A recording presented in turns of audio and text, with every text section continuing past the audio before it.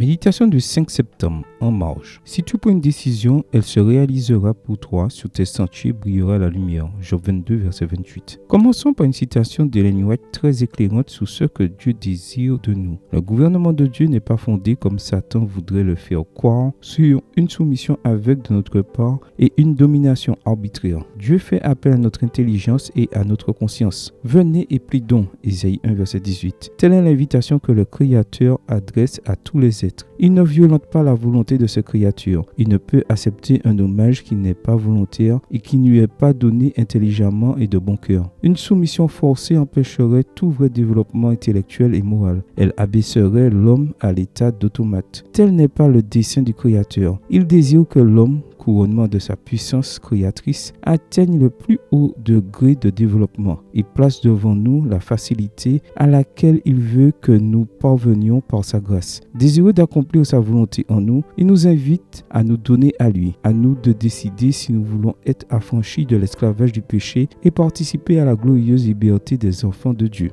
Extrait du livre Vers Jésus, chapitre 5, les pages 66 et 67. Ce texte nous permet de mettre certaines choses en ordre. Premièrement, Dieu ne veut pas que nous soyons des robots, des objets sans âme, qui obéissent seulement aux ordres. Il aime que nous fassions les choses parce que nous voulons les faire, pas parce que nous sommes obligés de les faire. Il ne force jamais la volonté d'une personne. Il désire une adoration sincère, véritable, qui vient du cœur. Deuxièmement, Dieu ne veut pas que nous soyons ignorants, des êtres sans réflexion, qui ne font qu'accepter les ordres. Il aime que nous réfléchissions bien et de manière élaborée. Il se réjouit que nous soyons des personnes cultivées, intelligentes et préparées. Il sait que ce n'est pas toujours facile, mais il met à notre disposition sa grâce pour que nous parvenions au niveau nécessaire et que nous recevions l'identité de l'Éden. Clarifier ces deux concepts va nous permettre d'aller plus loin sur les sentiers du spirituel, en nous aventurant sur les chemins les plus extraordinaires de la confiance et de la connaissance. Il faut profiter de la compagnie divine parce qu'elle apporte la paix et la joie. Il faut découvrir les vérités divines parce qu'ils apportent certitude et identité.